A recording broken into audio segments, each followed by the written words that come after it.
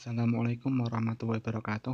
Perkenalkan, nama saya Muhammad Haris Majidutul Hoir, NIM 19108100056. Saya di sini akan menerangkan mengenai toharoh. Pengertian toharoh menurut bahasa berarti bersih atau bersuci.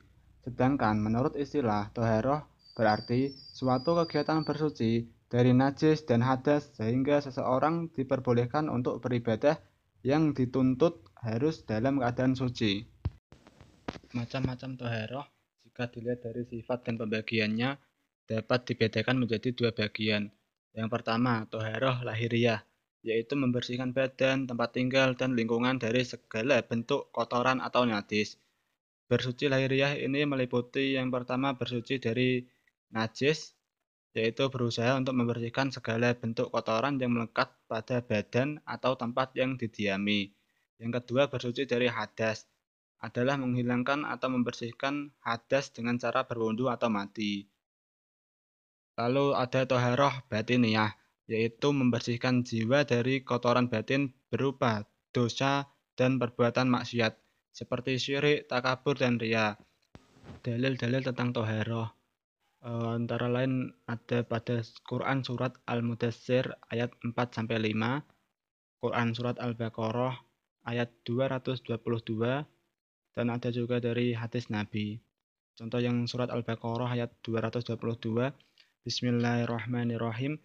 Innallaha yuhibbut tawwabina wa yuhibbul mutatahhirin. Yang berarti sesungguhnya Allah menyukai orang-orang yang bertaubat dan menyukai orang-orang yang mensucikan diri.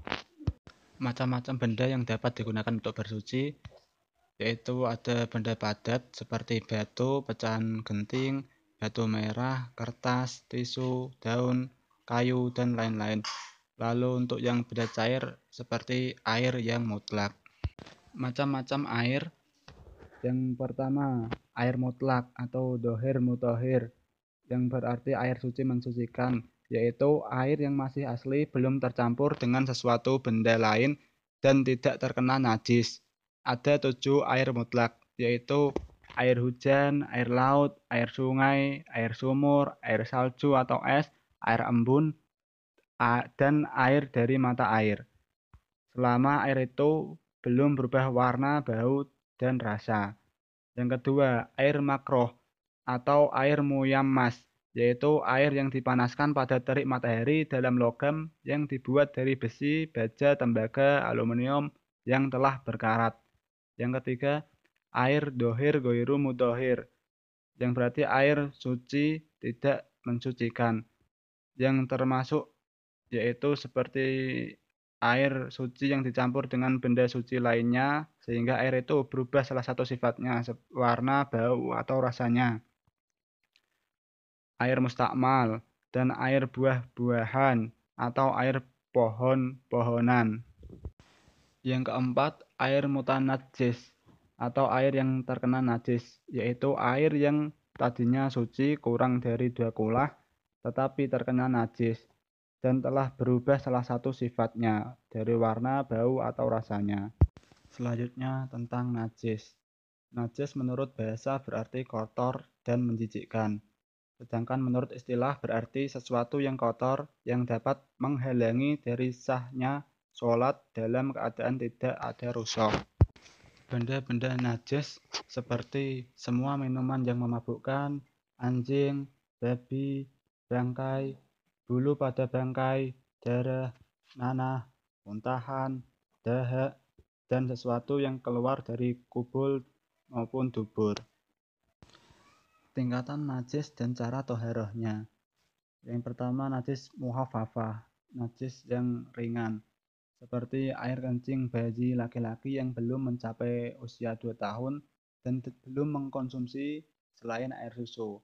Cara mensucikannya mudah dengan hanya memercikan air ke seluruh bagian yang terkena najis.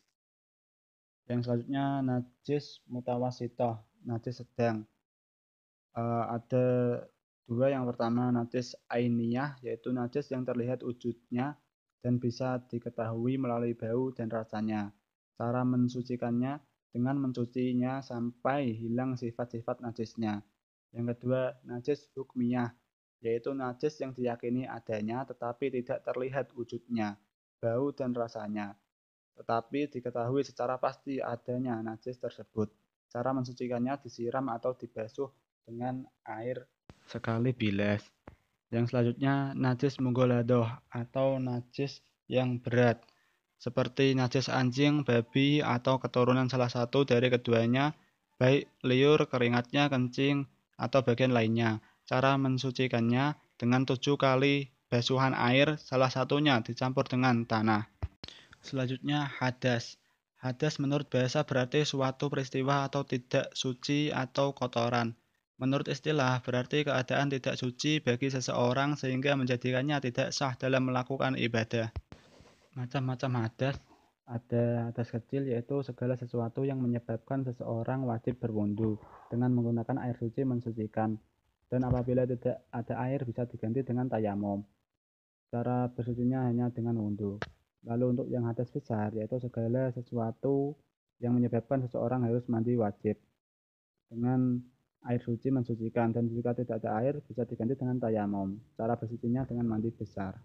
Selanjutnya yaitu wudu.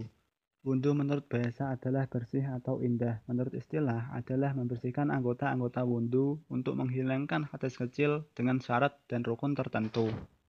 Syarat wudu yaitu Islam, cerdas, tidak bodoh atau gila, bersih dari hal-hal yang menghalangi atau mencegah mengalirnya air sampai ke kulit, anggota wudu tidak mengandung hal yang dapat berubah sifat air, mengerti kefarduan wudu, tidak meyakini bahwa wudu adalah sunnah, air yang digunakan suci, menghilangkan najis yang terlihat, mengalirkan air di seluruh anggota wudu.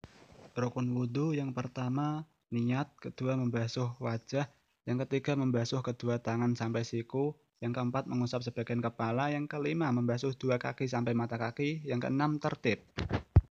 Sunnah wudu diantaranya yaitu bersiwak, membaca basmalah, membasuh kedua telapak tangan, berkumur, menghisap dan menyemprotkan air dari lubang hidung, mengulangi rukun sebanyak 3 kali, mengusap seluruh kepala, membasuh kedua telinga luar dan dalam, menyela-nyela jari tangan dan kaki, mendahulukan anggota wudu yang kanan, menghadap kiblat, berdoa setelah berwudu. Hal-hal yang membatalkan wudu seperti segala sesuatu yang keluar dari kubul atau dubur kecuali mani, lalu hilangnya akal kecuali sedang tidur dalam tetap duduk, bertemunya dua kulit perempuan dan laki-laki yang sudah balik, menyentuh kubul atau lubang dubur dengan telapak tangan atau ujung jari bagian dalam. Selanjutnya mandi wajib. Pengertiannya yaitu mandi dengan mengalirkan air suci, mensucikan ke seluruh tubuh dengan niat menghilangkan hadas besar. Hal yang mewajibkan mandi besar, bertemunya kedua kemaluan, keluarnya mani bukan sebab dari hubungan intim, meninggal dunia. Lalu yang hanya dialami perempuan yaitu ada haid, nifas, dan wiladah. Rukun mandi wajib yang pertama niat, lalu membersihkan najis yang ada di seluruh tubuh dan mengalirkan air ke seluruh badan mulai dari ujung rambut sampai ujung jari kaki.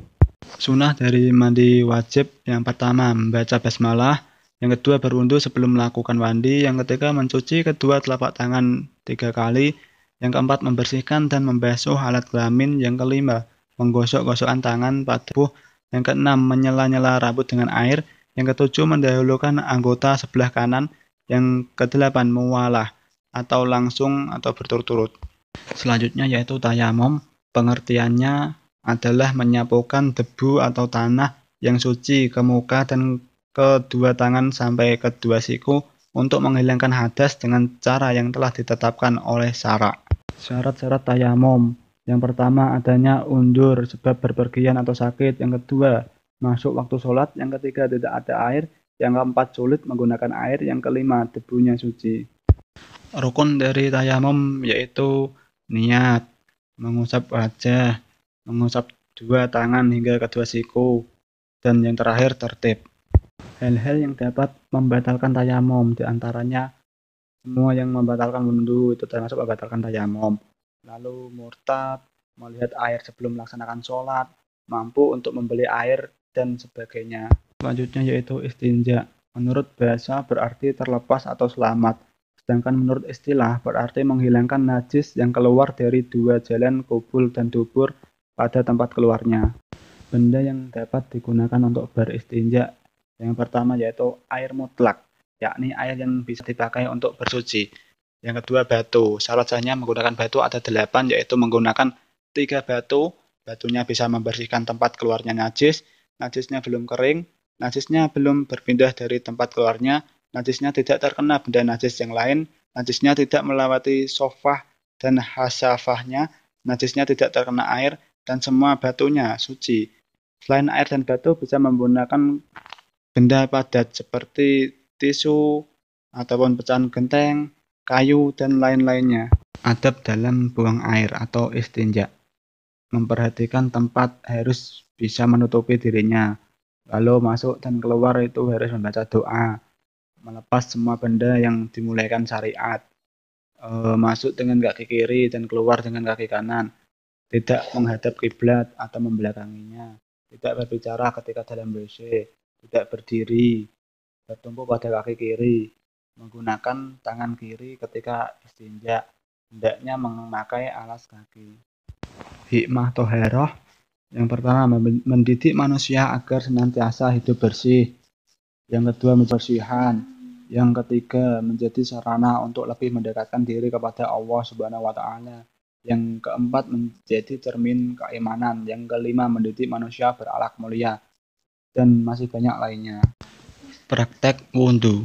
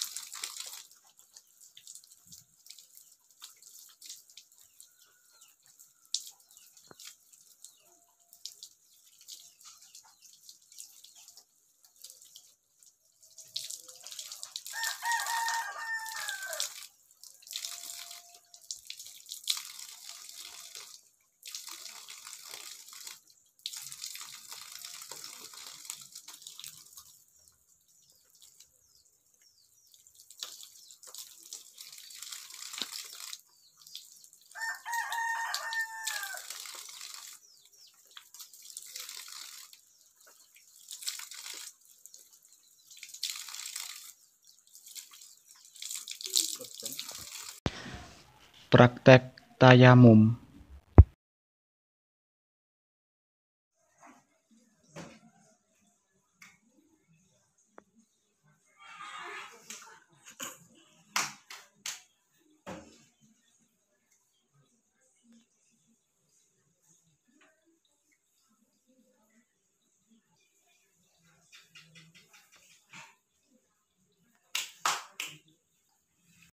Sekian dan terima kasih. Wassalamualaikum warahmatullahi wabarakatuh.